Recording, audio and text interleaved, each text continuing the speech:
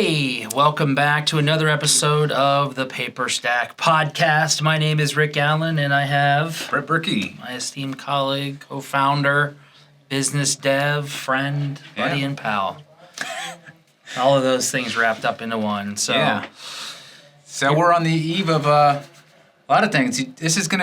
We're on the eve of Halloween, but you just got to know that this is also, it's not only the eve of Halloween, it's the first time you've had a full moon on Halloween in 76 years. It's called a blue moon. It hasn't happened. It's on a Saturday.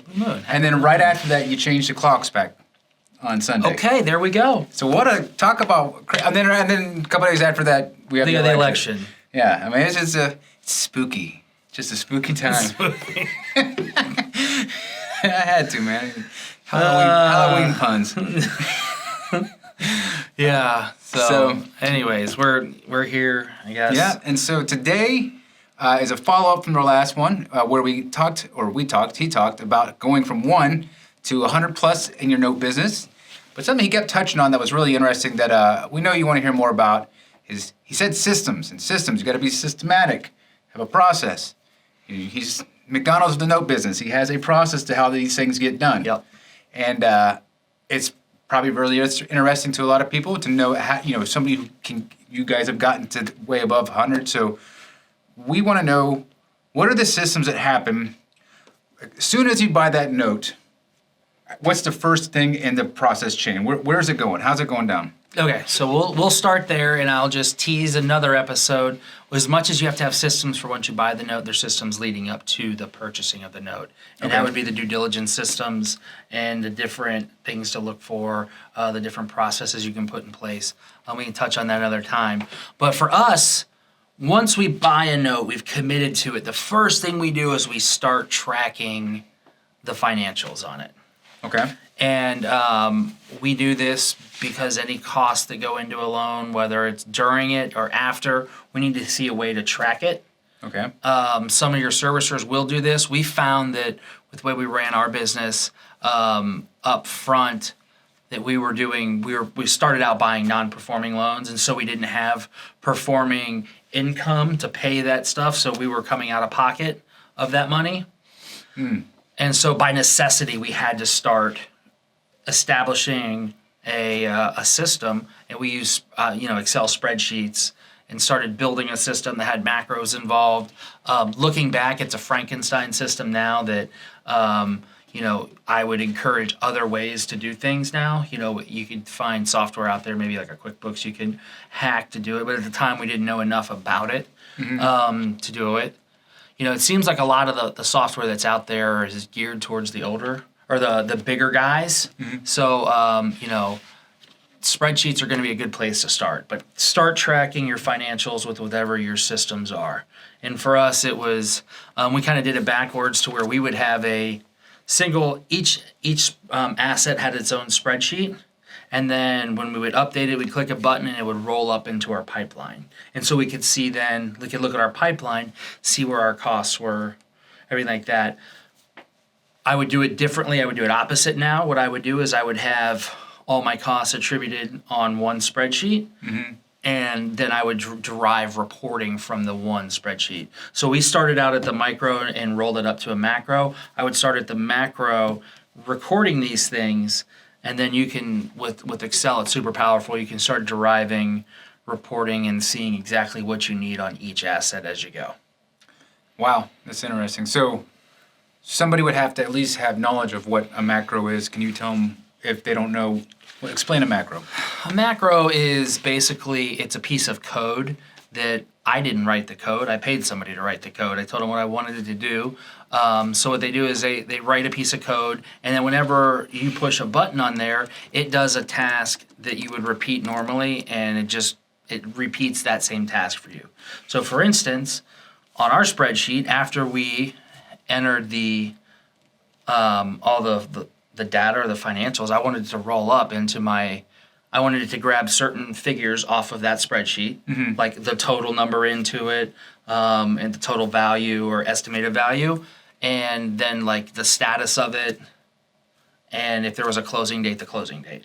Okay. So that way, every time I updated the spreadsheet, I'd click the macro, it would update everything, and it would put it up into our master spreadsheet. So that way, my master spreadsheet's always up to date. So I can just look at a master pipeline. I don't have to go down into the details unless I really need to. Interesting. Okay. And so for finding these things, I'm assuming you use a service such as Fiverr? Fiverr at the time we were using, it wasn't Upwork, it was, What was it called? what was it called before Upwork? I don't know. Not Elance. Man, that's... It's Upwork now. God, they only changed it like a little while I ago. know, but I can't think of anything else. But Anyways, it's an outsourcing service. So you could use Fiverr now. I use Fiverr weekly. You know, if I'm, we're doing a bunch of marketing and stuff like that, and downloading my leads and everything like that. I was like, look, I need these reformatted. And instead of me redoing it all the time, I pulled down my spreadsheet once. I gave it to somebody on Fiverr. I said, write me a macro that'll do this, this, this, this, and this. So now it saves me unbelievable amount of time, and it's super cheap.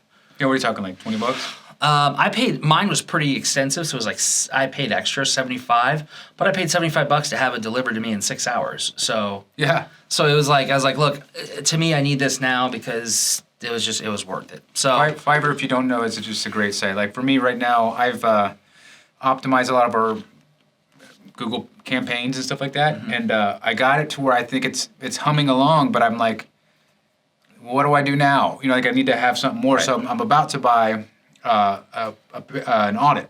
I want to pay somebody to go into our account and basically say, just look at it and you tell me from an outside party what would you do? And they might say nothing, and then hopefully I just wasted my money. But I would imagine, no, you need somebody to validate and confirm. So yeah, and it's so worth it's it. like it's like $70 to $100, and it's like, yeah, if I can cut my cost for each lead to I don't know. Well, for me, it was super valuable because, like, look, I can write some killer killer Excel formulas, and I can get some crazy stuff going.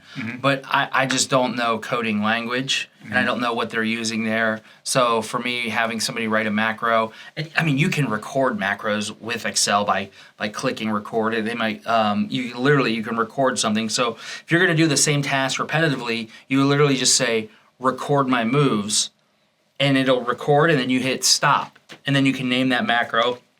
And you can create a shortcut to run it. That's pretty cool.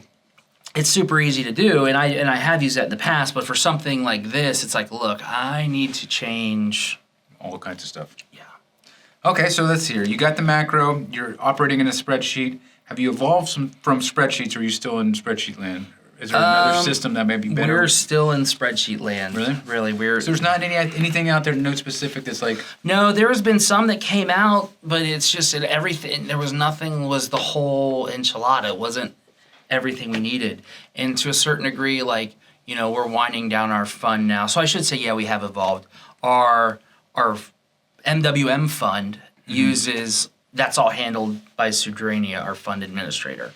And so they do all the outreach. They do all that stuff. They have an accounting department, which is great because it's like, look, we can't be doing this. That was part of the things where when we made that decision that we were going with a fund, it was like, okay, there's not really a need for us to go in there and try to pay for a whole new accounting system when we're winding down one and we're moving into the MWM fund where we've got an entire accounting team. They handle all the money. We don't really even have to handle the money. We just tell them to send money certain places.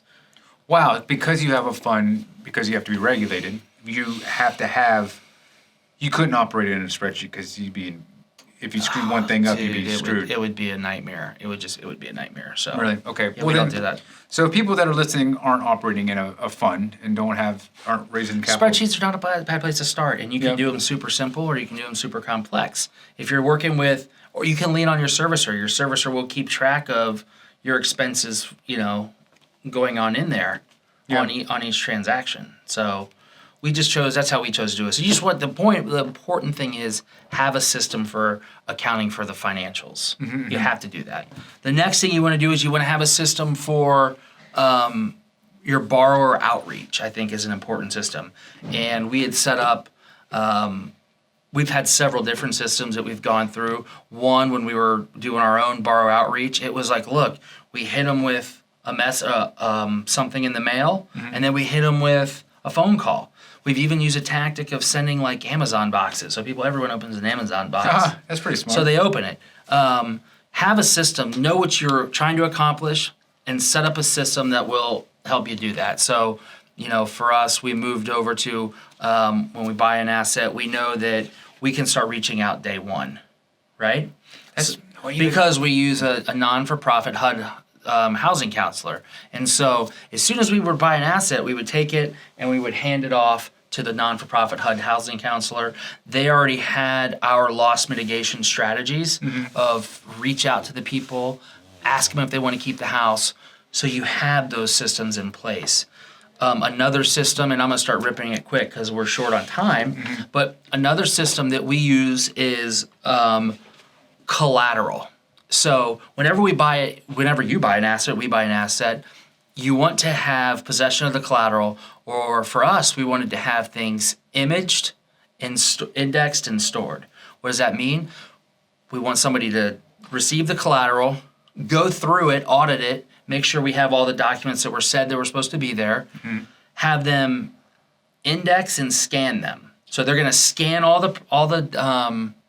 the documents, and then they're going to put them in their folders. They're going to label each individual document what it is. So we have, whenever we send our collateral out, it goes to actually whoever does our collateral audits for PaperStack, EdgeMac.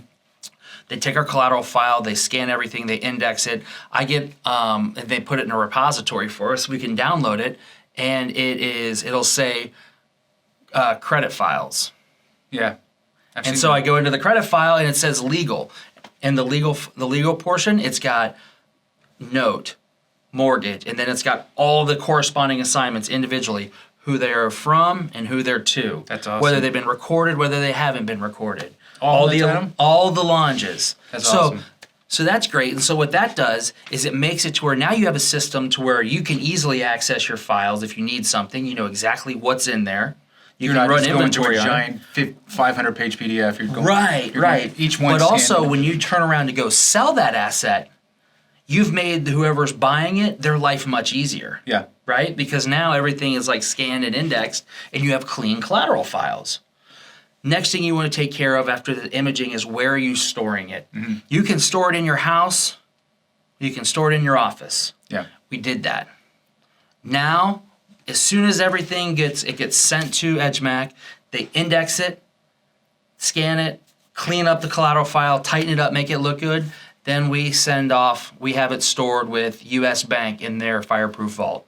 So collateral storage would be that next piece. And just for you guys out there who are like, man, I would like to take advantage of that service, you're in luck.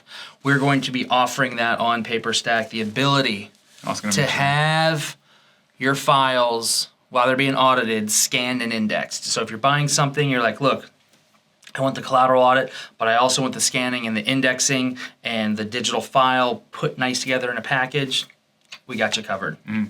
Cool. And we can talk about collateral storage as well with US Bank for you guys, because you have to be pretty big to get in there, so we might be able to put you under our umbrella of of Cloud Capital. I've thought about offering that. But anyways, so moving on. You've got your you've gone through, you've got your files, you've taken care of accounting, you've taken care of your loss mitigation strategy. If you can go ahead, you want to know what that is, have your system on how they're going to be reached out to.